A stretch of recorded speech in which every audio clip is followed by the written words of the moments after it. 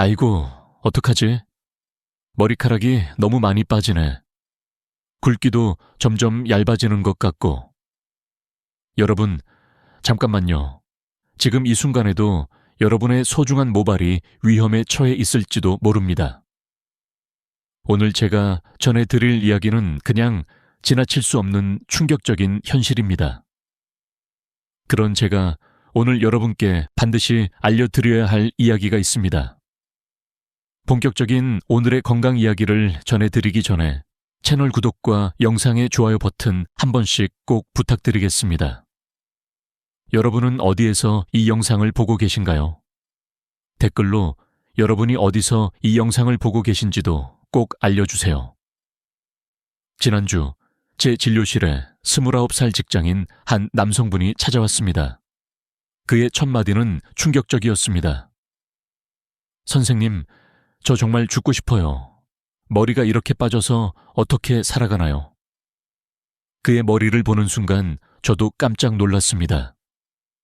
29이라는 나이가 믿어지지 않을 정도로 심각한 상태였거든요.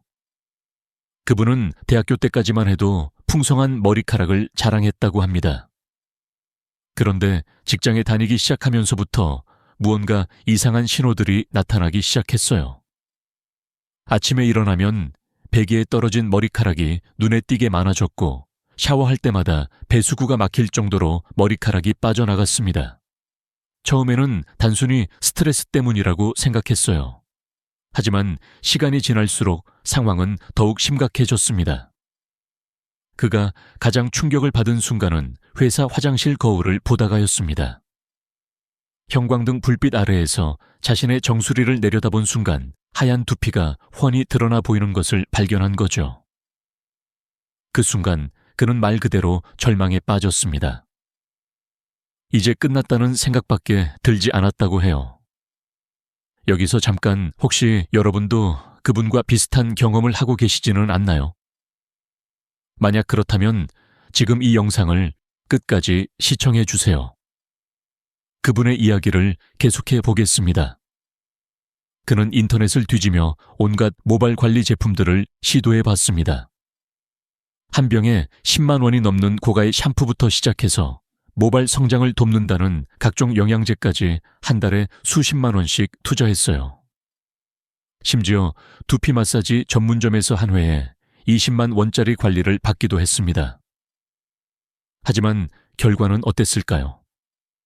안타깝게도 상황은 전혀 나아지지 않았습니다.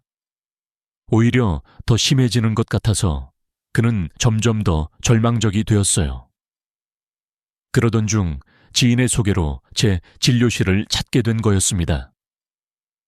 제가 그분의 두피를 자세히 검사해 본 결과 그의 문제는 생각보다 복합적이었습니다. 우선 유전적인 요소가 있었어요. 그의 아버지도 이른 나이에 모발이 얇아지기 시작했다고 하더군요. 하지만 더 큰 문제는 잘못된 모발 관리 습관과 과도한 스트레스였습니다. 여러분, 이것이 바로 현대인들이 겪고 있는 모발 건강의 현실입니다.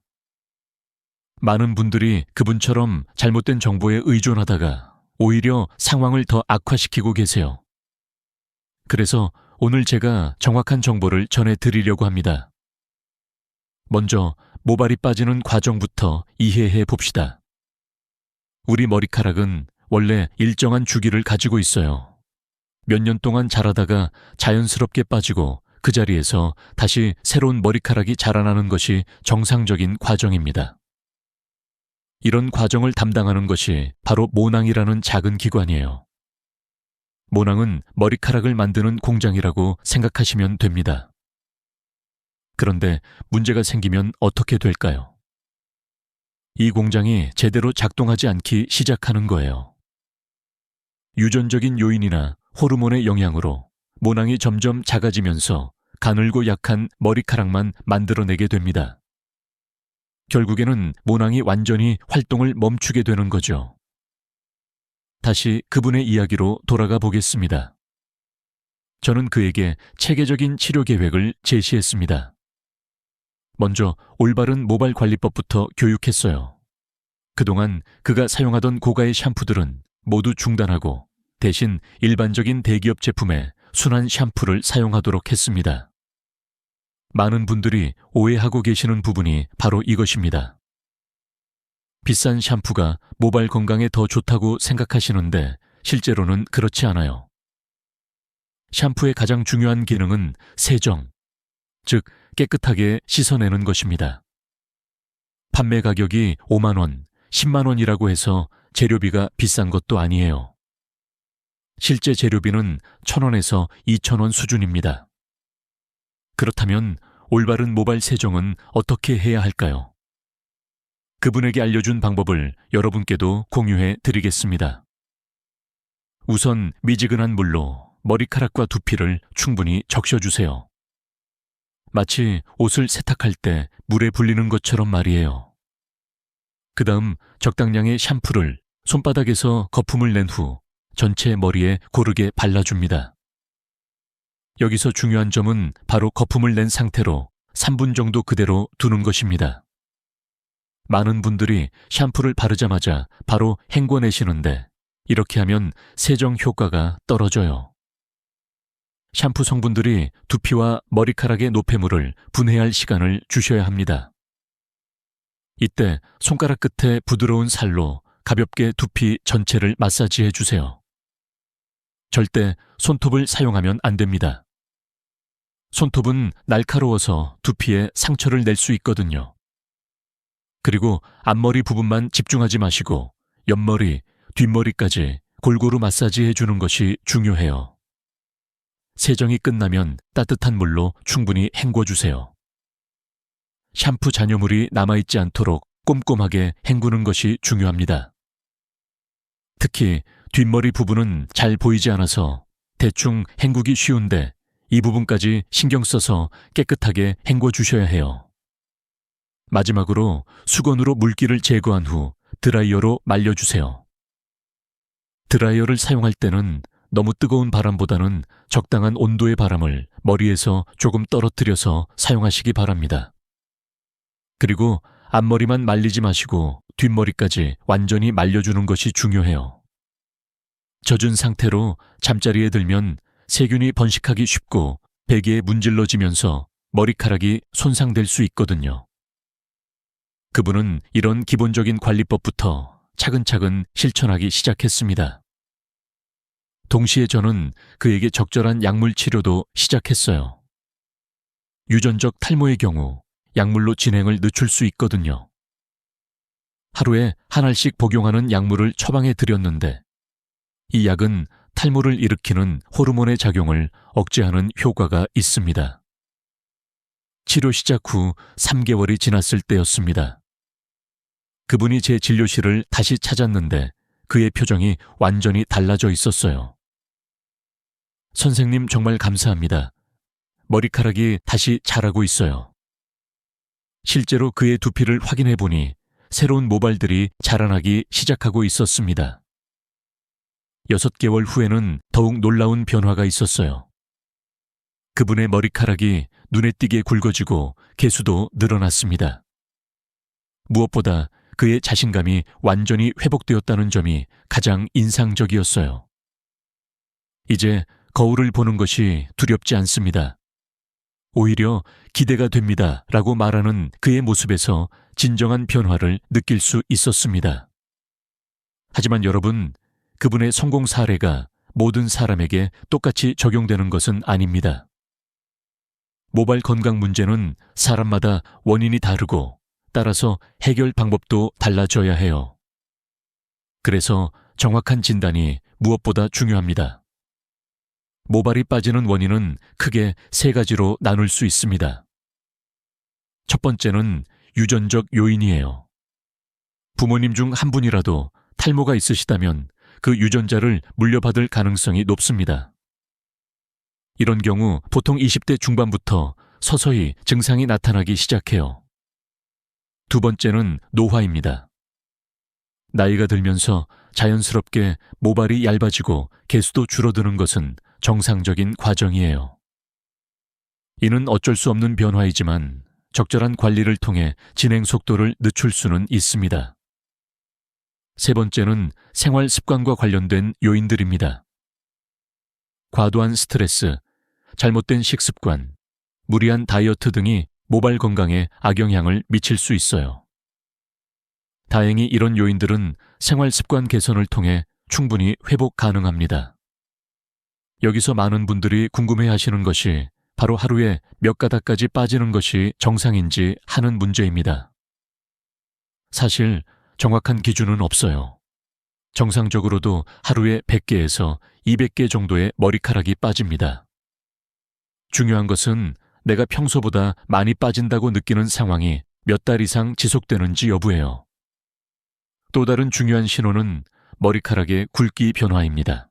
예전에 비해 머리카락이 가늘어졌다거나 이마선이 후퇴한 것 같다거나 전체적인 볼륨이 줄어든 것 같다면 전문의와 상담을 받아보시는 것이 좋습니다. 모발 건강과 관련해서 잘못 알려진 상식들도 많이 있어요.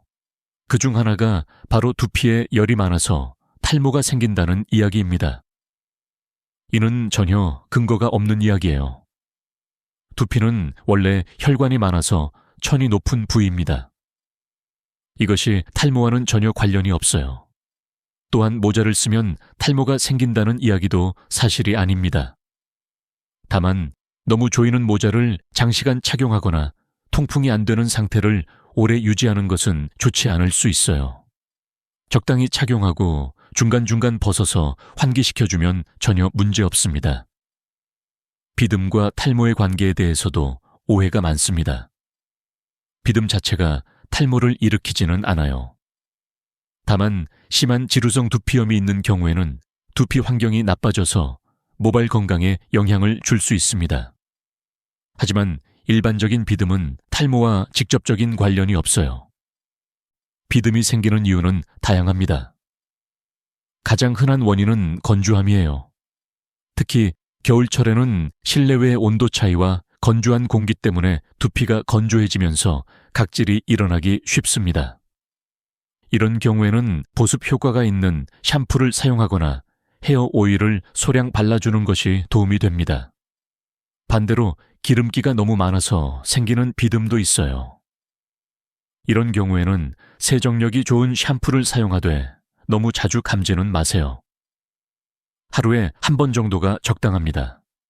기름기가 많다고 해서 하루에 여러 번 머리를 감으면 오히려 두피가 자극받아서 더 많은 피지를 분비할 수 있거든요. 이제 모발 건강을 위한 좋은 습관들에 대해 알아보겠습니다. 먼저 규칙적인 생활이 중요해요. 충분한 수면과 규칙적인 식사는 모발 건강의 기본입니다. 특히 단백질이 풍부한 음식을 섭취하는 것이 좋아요. 계란, 생선, 콩류 등이 대표적인 단백질 공급원입니다. 비타민과 미네랄 섭취도 중요합니다. 비타민 D, 비타민 B, 복합체, 철분, 아연 등이 모발 건강에 도움이 됩니다. 하지만 특정 영양소만 과도하게 섭취하기보다는 균형 잡힌 식단을 유지하는 것이 더 중요해요. 스트레스 관리도 빼놓을 수 없는 요소입니다. 과도한 스트레스는 호르몬 균형을 깨뜨려서 일시적으로 많은 양의 머리카락이 빠지게 만들 수 있어요. 다행히 스트레스로 인한 탈모는 대부분 회복됩니다. 스트레스의 원인이 사라지면 보통 3개월에서 6개월 사이에 다시 자라나기 시작해요. 운동도 모발 건강에 도움이 됩니다. 규칙적인 운동은 혈액순환을 개선하고 스트레스를 해소하는 데 효과적이에요. 다만 과도한 운동은 오히려 스트레스가 될 수 있으니 적당한 강도로 꾸준히 하는 것이 좋습니다. 두피 마사지도 도움이 될 수 있어요.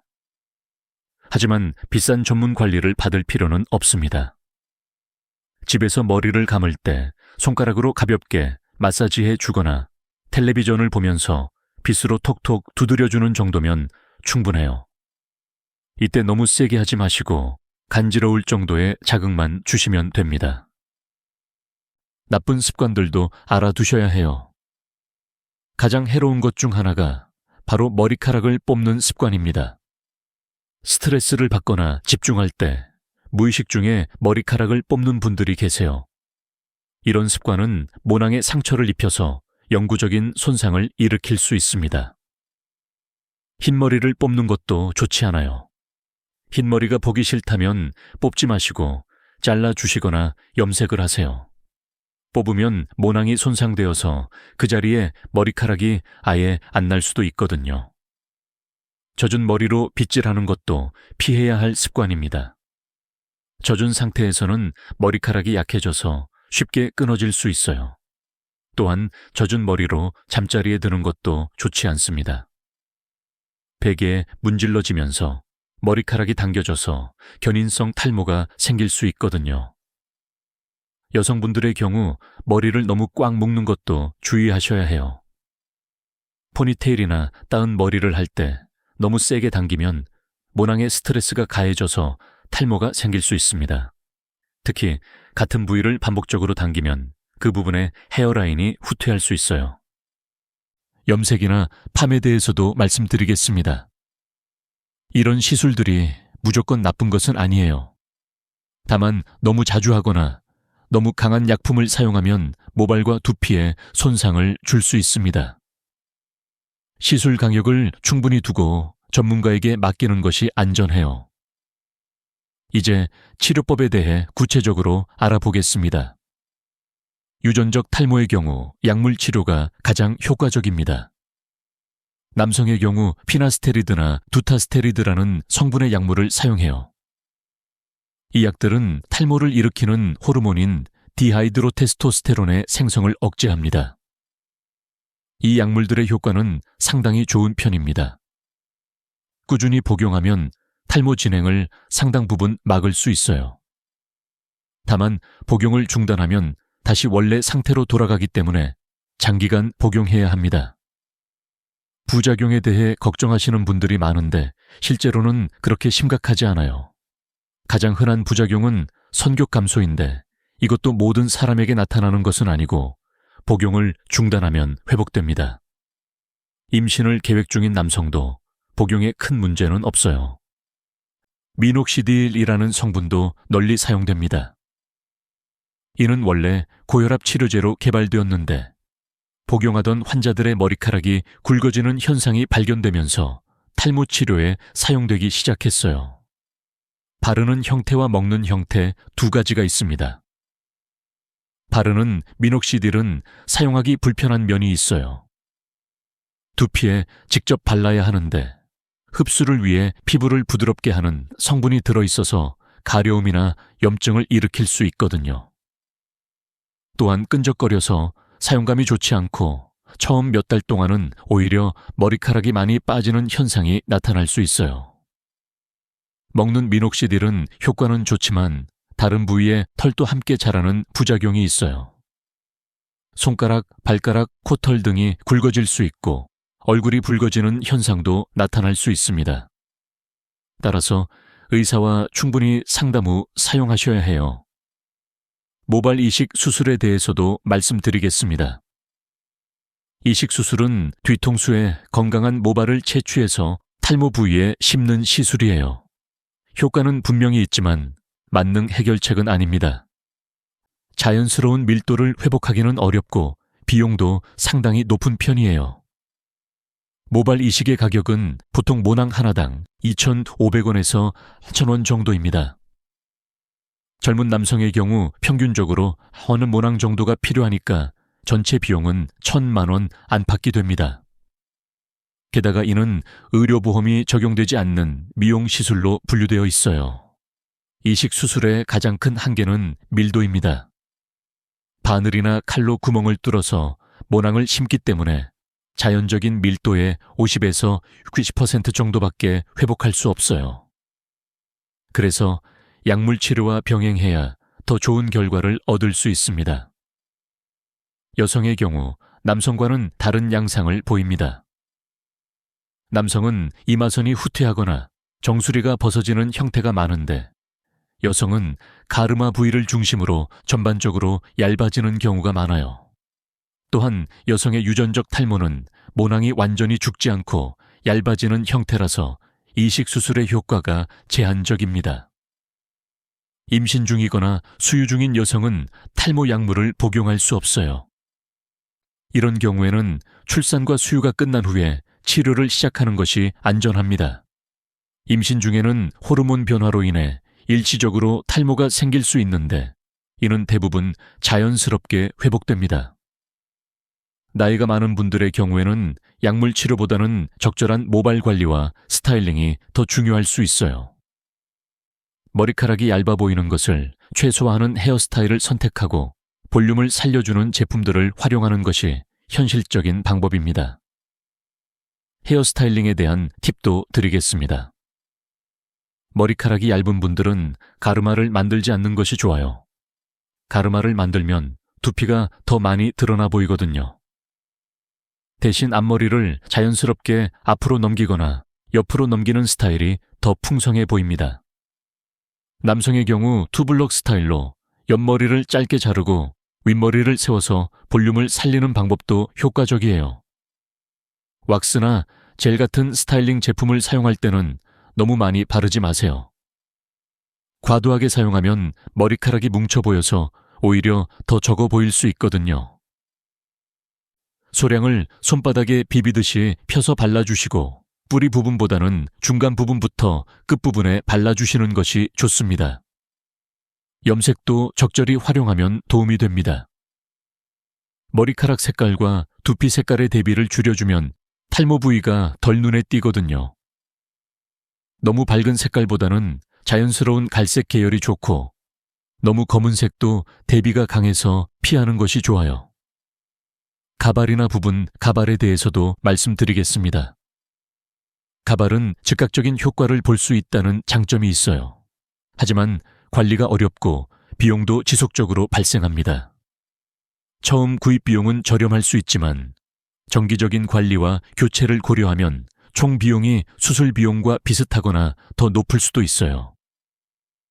두피 문신도 최근에 인기를 얻고 있는 방법 중 하나입니다.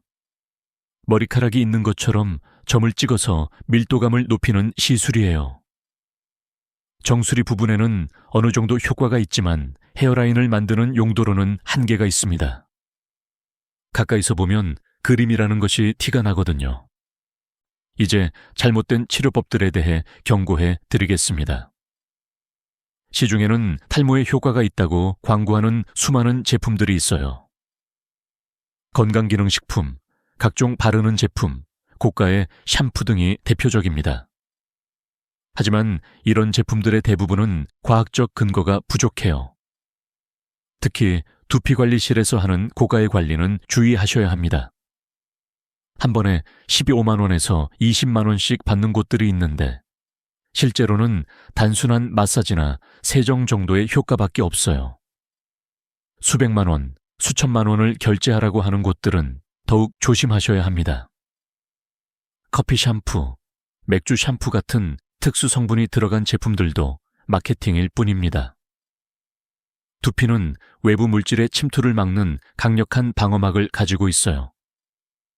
아무리 좋은 성분을 넣어도 샴푸로는 두피에 흡수될 수 없습니다. 흡수가 된다면 그것은 의약품으로 분류되어야 해요. 검은 콩이나 검은 게가 탈모에 좋다는 이야기도 과장된 것입니다. 이런 식품들이 건강에 좋은 것은 맞지만 특별히 머리카락에만 효과가 있는 것은 아니에요. 균형 잡힌 식단에 일부러 섭취하는 것은 좋지만 탈모 치료 효과를 기대하기는 어렵습니다. 모발 건강과 관련된 잘못된 속설들도 많이 있어요. 예를 들어 하루에 100가닥 이상 빠지면 무조건 탈모라고 생각하시는 분들이 있는데 이는 사실이 아닙니다. 정상적으로도 하루에 100개에서 200개의 머리카락이 빠져요. 중요한 것은 개수가 아니라 전체적인 변화의 패턴입니다. 또한 가정력이 있으면 무조건 탈모가 생긴다고 생각하시는 분들도 계세요. 유전적 요인이 있다고 해서 반드시 탈모가 생기는 것은 아닙니다. 유전자는 가능성을 높일 뿐이고 실제로는 여러 요인들이 복합적으로 작용해요. 스트레스와 탈모의 관계에 대해서도 오해가 있습니다. 급성 스트레스는 일시적인 탈모를 일으킬 수 있지만 이는 대부분 회복됩니다. 만성적인 스트레스는 전반적인 건강에 악영향을 미쳐서 간접적으로 모발 건강에도 영향을 줄 수 있어요.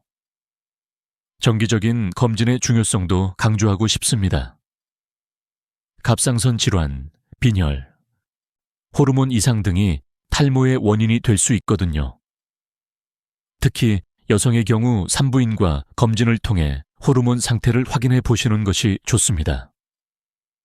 이런 질환들이 원인이라면 근본적인 치료를 통해 모발 문제도 함께 해결될 수 있어요. 모발 건강을 위한 전체적인 접근법을 정리해 드리겠습니다.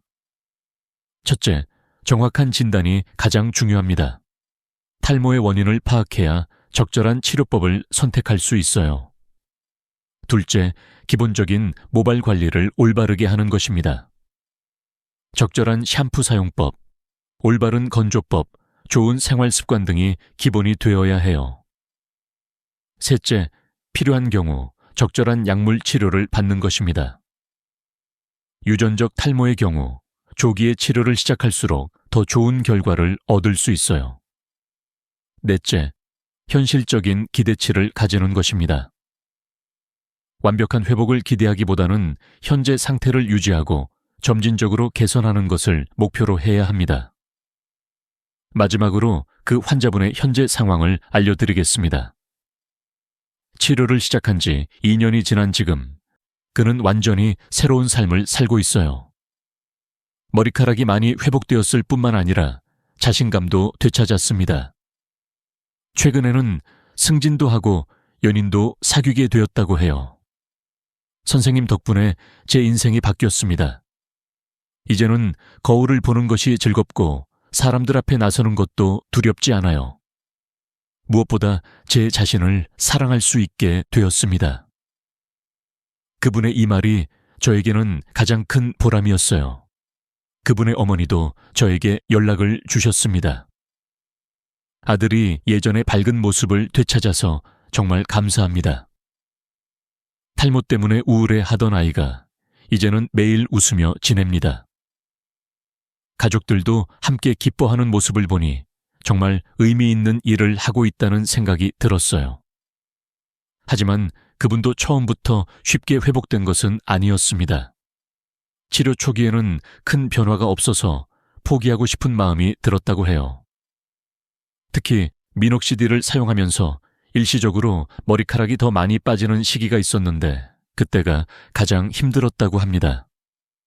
그때 선생님께서 이는 정상적인 과정이라고 설명해 주시고 꾸준히 격려해 주셨어요.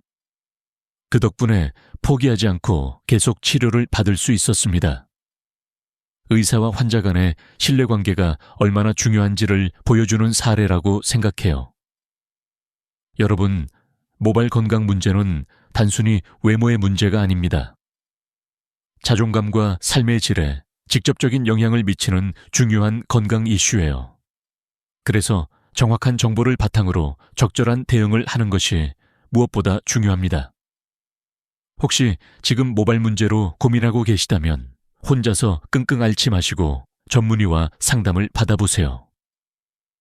조기에 적절한 치료를 받으면 충분히 개선될 수 있는 경우가 많습니다.